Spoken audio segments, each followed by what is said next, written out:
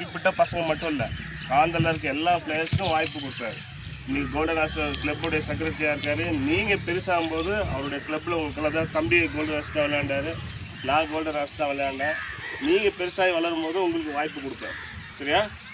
அதனால் என்ன பண்ணணும், நல்லா இல்லையா இந்த புரியுதா? நல்லா ஃபிசிக்கல் ஆக்டிவிட்டிஸ், அண்ணன் சொன்ன மாதிரி ஃபிசிக்கல் ஆக்டிவிட்டிஸ் இருக்கணும். புரியுதா? கிரவுண்டுக்கு எதுக்கு வர்றது?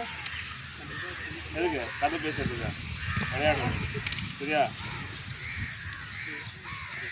வருஷம் பழக்கம் எதுனாலும் இந்த ஃபுட்பால் தான். எந்த கெட்ட பழக்கமும் எங்களுக்கு கிடையாது இது வரைக்குமே. சரியா?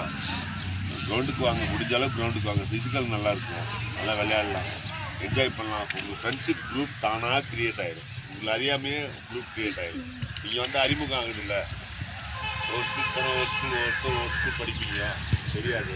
இங்கே எல்லாம் ஒரு ஃபேமிலி மாதிரி. சரியா? கோச் என்ன சொல்கிறதோ அதை கேட்டு பண்ணுங்க. பேட் ஹேபிட்ஸ் வராது. நல்லா விளையாடுங்க, பேசி விளையாடுங்க, வாய் திறந்து பேசுங்க. ஃபுட்பாலில் மட்டும்தான் உடல் உறுப்புகள் அத்தனையும் வேலை செய்யும்.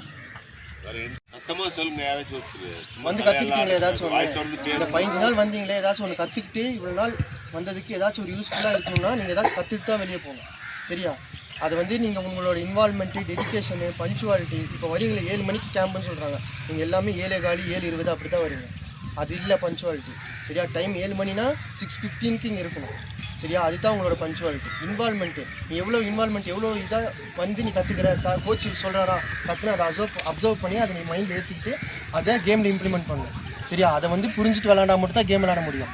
கேம் நாலேஜ் இருந்தால் மட்டும் தான் விளாட முடியும். ஃபிசிக்கு முக்கியம், கேம் நாலேஜும் முக்கியம். கோச் என்ன சொல்கிறாரோ அது கேட்டு அதை அப்படியே இம்ப்ளிமெண்ட் பண்ணி கேம் விளாண்டா மட்டும் தான் உன்னால் விளாட முடியும். சரியா? அதை டெவலப் பண்ணி ஃபிசிக்கு பார்த்துக்கோ. சரியா? ஹெல்த்தியாக இருக்கணும். All the best.